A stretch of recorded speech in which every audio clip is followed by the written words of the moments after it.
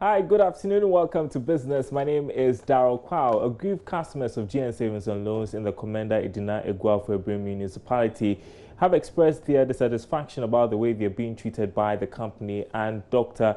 Papa Kwesi Indum, who is the founder of the Savings and Loans Company. According to the customers, the failure of the company to pay them their funds has turned them into beggars and paupers. At a news conference at Elmina, the customers called on government to help them retrieve their funds. Richard Kodonyako has more. The aggrieved customers in Dr. Papa Kwesi Indum's home district say the inability of the Savings and Loans Company to pay them their money has made life unbearable for them. They say they feel let down by the company and the bankroller, Dr. Papa Kwesi Indum. Convener of the group, Kobna Duku, says customers are becoming increasingly impoverished. We are aggrieved customers of GN Savings and Loans in KE and hereby express our dissatisfaction on the awful treatment meted out to us by GN Savings and Loans and Papa Kwesi Indum, Doctor. He boasted of having branches of GN Bank in 300 locations in Ghana and has 1.2 million plus customers, yet he was unable to pay as low as 100 Ghana cedis deposits to a customer. Our worries and concerns are that we can't feed our children, neither can we pay their school fees. Our business have collapsed. We have broken homes. We beg before we eat. Yet we have our own money seized at GN Savings and Loans without any justification. Kobna Duku explains government intervention is crucial if they can retrieve their money.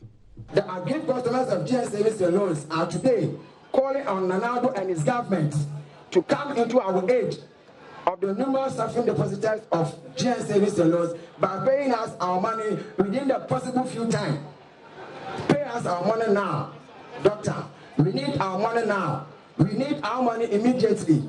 These customers here say the happenings might send many of them to their early graves if nothing is done to support them. Richard Kodonyako, Joy News, Cape Coast.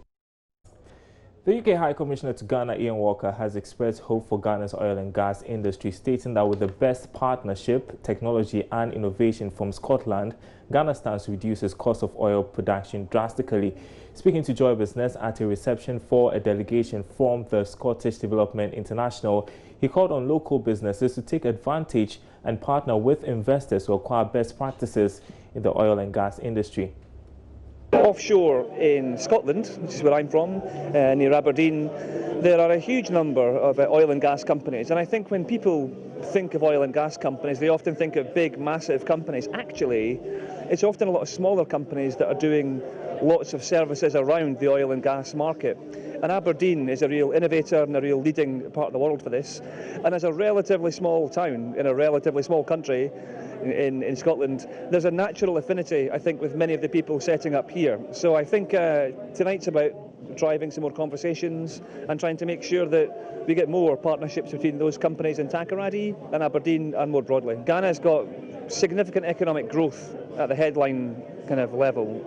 And the conversation I keep hearing is about diversifying that economic growth, needing more of the local economy to kind of come in and be part of it. And I think what you see in Aberdeen is an oil and gas industry that's maybe 40 years older than Ghana's. So it's not that old, but about 40 years older. But in things such as kind of the downturn in oil and the price of oil kind of going down, it's driven Aberdeen to innovate more. And it's also meant that they've wanted to make sure that they drive down costs. And that really matters here in Ghana, right? Because what Ghana wants, as I understand it, and rightly, is more and more local participation in this market. And to bring down costs, you need to have local companies, local ecosystems developing to support the oil and gas sector. And that's what they've done in Aberdeen. And I think people are really keen to kind of build those kind of joint ventures and those kind of partnerships between Aberdeen and here. Not so much that they can replicate it, Ghana will make its own history, but that they can share experience and I hope, as a consequence of that, create the kind of broadening of the oil and gas infrastructure and economy here in Ghana. All right, more of that coming up on the marketplace at the top of the hour with Emmanuel Abuadriafi. Meanwhile, coming up in sports, former Youth and Sports Minister, Member of Parliament for the Ododo Diodio constituency, Nilante Vanderpoy, backs Fred Papo for Ghana Football Association presidency. Details coming up after this break.